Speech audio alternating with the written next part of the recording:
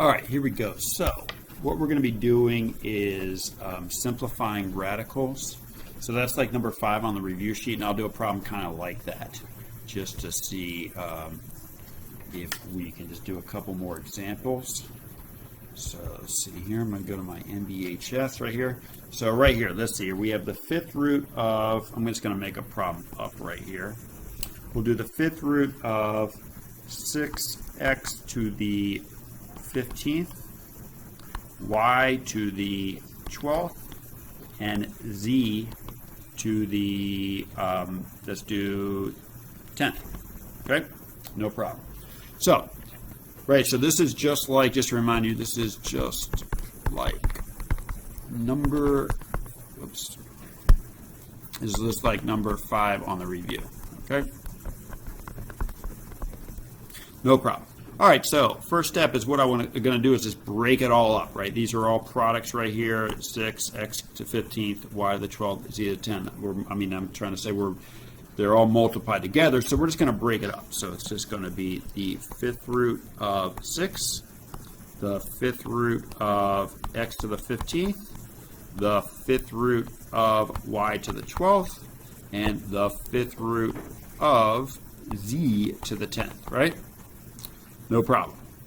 So right here, first of all, I know it's a little confusing, but the 5th root of 6, we can't do anything with. All right, 6, all we have, remember, we're seeing if, is there a number times itself, times itself, times itself, times itself that equals 6? Well, or that even divides into 6, it doesn't exist. 6, all we have is 3 and 2. So there's nothing we can do with that. We'll just keep that as the 5th root of 6, no problem. Now, the 5th root of x to the 15th. Remember what I said right here. If we have powers, what we're going to do is we'll just divide the index into the actual exponent. So for x, we'll just go ahead and divide 5 into 15, and we get 3. So that will come out x to the 3rd. Okay? Remember, whatever divides evenly goes on the outside. So it's just x to the 3rd. So no radical. All right, for y, let's do it.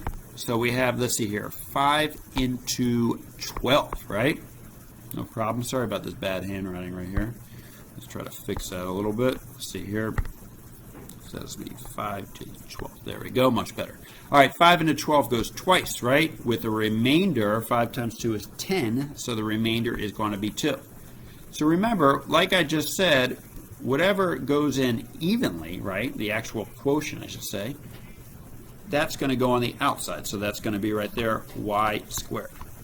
Now what we do is we make a radical. We have a remainder, and it's going to be, I'm sorry, we're talking about the 5th root, right? So sorry about that. I'm going to write a little 5 right there. Okay. And inside the radical right here, we put y to the 2nd because we had the remainder of 2. So we're going to put right here y squared inside there. Okay, so again, this 2 outside there, that goes on the outside. This remainder 2 goes on the inside of the radical. All right, let's go to z now. For z, we have 5 into 10. That, of course, is just going to go twice, so that will be z squared. Okay? Now, we have a big hodgepodge right here. So basically, we just want to put everything together. So we put the non-radicals first, all multiplied, and the radicals last, all multiplied. So we have right here x cubed and z squared. We'll put that right here. Okay? And then right here, the radicals, we have this guy, and we also have this guy right here we're going to put inside the radical. So that's going to be the 5th root of 6y squared. And that's it. So it's going to be x cubed z squared times the 5th root of 6y squared. And we're done. Okay, thank you, and I'll show another video soon.